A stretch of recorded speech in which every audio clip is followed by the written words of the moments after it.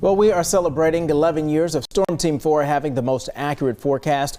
All day, meteorologist Ben Gilbert has been counting down the 11 biggest weather events that have affected Central Ohio. In the spring of 2019, farmers experienced their worst planting season on record after months of unrelenting rains. More farmers than ever chose to collect insurance since the Prevented Plant program began in 2007. More than 1.5 million acres that would have been corn and soybeans. Saturated soils caused field operations to be delayed until June, if the crops were even planted at all. Ohio had the highest rate of unplanted acreage in the Midwest, 25% of the corn and nearly 13% of the soybeans. At the end of the growing season, farmers in all 88 Ohio counties were eligible to sign up for disaster assistance, with especially poor yields in the northwestern part of the state. Under the cover of darkness, 9 tornadoes swept across central Ohio in late February a year ago. The strongest storm, packing 130-mile-per-hour winds, tracked from Springfield to the Madison County Airport, where hangars and planes were tossed around, leaving piles of twisted metal and removing the second story of a home. I tracked 2 areas of strong rotation that spun off a half-dozen tornadoes in the Columbus area, blasting neighborhoods in Hilliard and Blacklick and damaging several more houses. 2 weeks later, 9 more tornadoes on March 14th hit the state, including a deadly EF3 storm with 155-mile-per-hour winds that tore through the Indian Lake area, taking 3 lives and destroying 239 homes. Another tornado damaged the Olentangy Berlin High School athletic fields. The late winter tornadoes last year were a reminder that tornadoes can strike in every season of the year. A volatile brew of heat and humidity spawned devastating tornadoes on Memorial Day night in 2019. A massive EF4 tornado with 170-mile-per-hour winds formed shortly before 11 o'clock and tracked 20 miles through the northern part of Dayton, destroying neighborhoods. Timely warnings saved lives, though 166 people were injured. 2 strong EF3 tornadoes tore through the Miami Valley that destroyed more than 100 homes, damaging the Wright-Patterson Air Force Base. 3 tornadoes would develop later after midnight southeast of Columbus, causing damage at Circleville and Laurelville. 21 tornadoes touched down in Ohio in 5 hours, the second largest outbreak in Ohio history. 5 inches of snow fell on Friday, March 7th, 2008, before the main event cranked up into a near blizzard early Saturday morning. Snow fell heavily all day at the rate of 1 to 2 inches an hour, and the wind gusted to 37 miles an hour, creating near blizzard conditions. A dozen Ohio counties were under a level 3 snow emergency.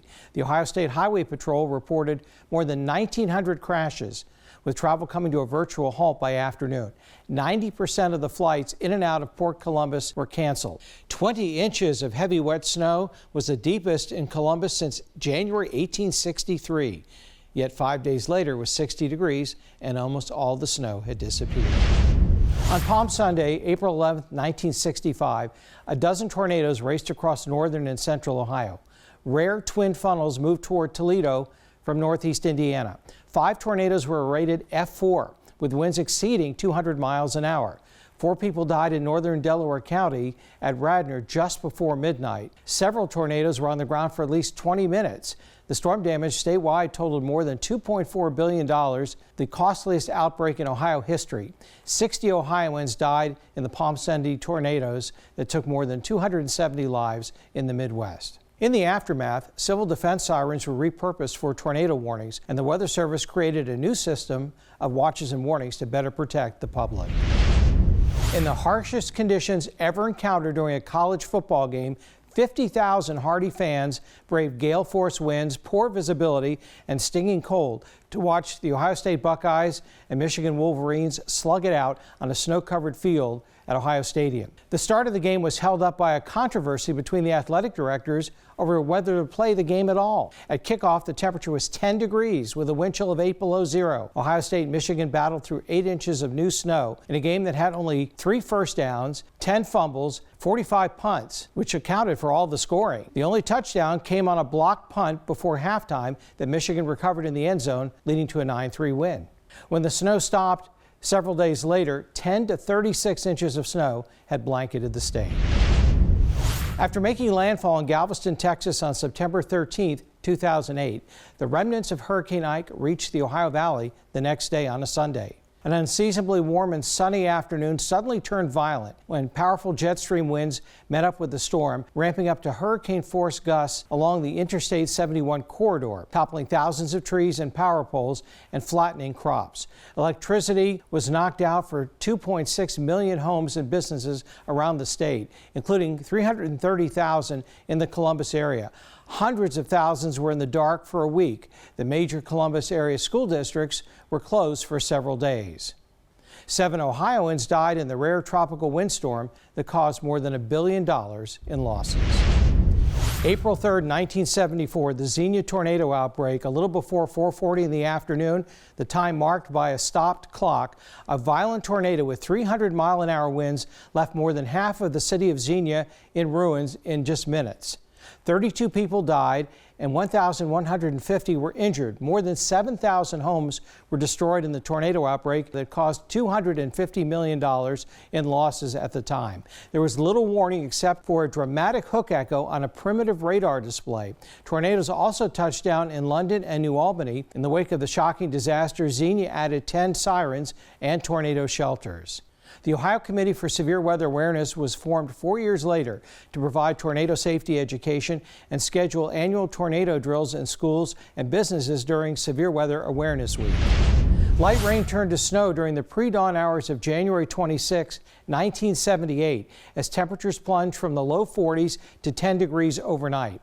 Howling winds and blinding snow, 5 to 15 inches deep, piled on top of snow from 3 earlier storms in January 1978. Winds gusted to 70 miles an hour, whipping the snow into massive drifts. U.S. Army helicopters flew 2,700 missions to reach stranded people and to deliver emergency supplies. 6,000 motorists were trapped by snowdrifts 10 to 20 feet high, reaching the second story of some homes. 175,000 Ohioans were without power for days, snowbound in freezing cold homes. Schools and businesses were shut down for up to a week. The winter storm took 51 lives in Ohio, and by the end of January, Columbus had measured a record 34 inches of snow.